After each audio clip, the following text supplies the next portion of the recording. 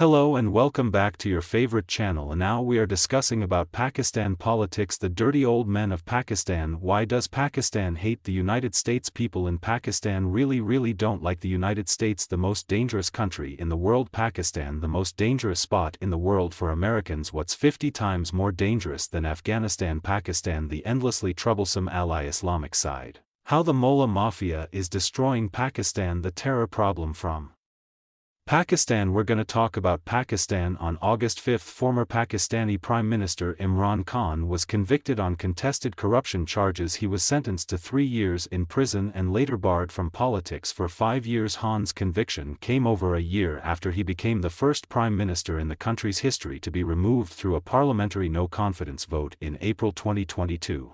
Between then and now, Pakistan has arguably transformed into a more apparent military police state. Other protests were directed at one group: Pakistan's powerful military. More than 4,000 people detained. Journalists, commentators and analysts have also been arrested. Instability is going to grow in Pakistan. The developments have been startling but have garnered a relatively restrained response in the American press, mirroring the response from the United States government. The United States does not have a position on one political candidate or party versus another in Pakistan or in any other country. The response has remained and restrained, even as The Intercept recently revealed that high-ranking State Department employees privately threatened Pakistani officials that the country would face isolation if Khan remained in power. Even if those comments were accurate as reported, they in no way show the United States taking a position on who the leader of Pakistan ought to be. The U.S. news media has for decades failed in its reporting on Pakistan for a multitude of reasons, including its Orientalist imagining of an entire nation, but especially because of how rooted international coverage is in the dictates of U.S. foreign policy, and so we never see a critical eye on the role of American power, which has nothing to do with what's good for Pakistanis,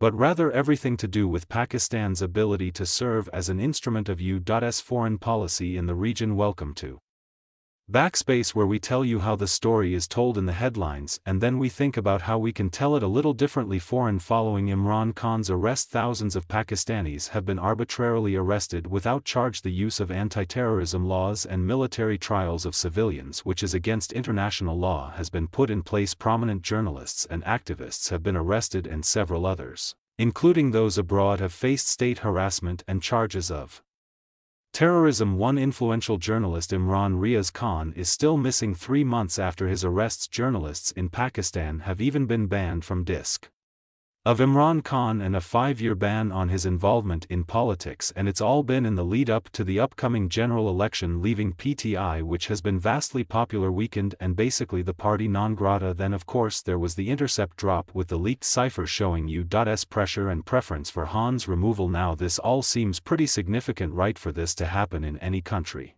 but for this to happen in a country with such a global presence and influence, a nuclear power that has long been of geostrategic importance to the United States. It seems as though it necessitates sustained and in-depth coverage. Right, while there have been bursts of coverage, overall the response has been muted. To put it gently, what we have seen hasn't engaged or investigated all the allegations made against the Pakistani government and military, or even the U.S. government itself. Allegations around U.S. interference.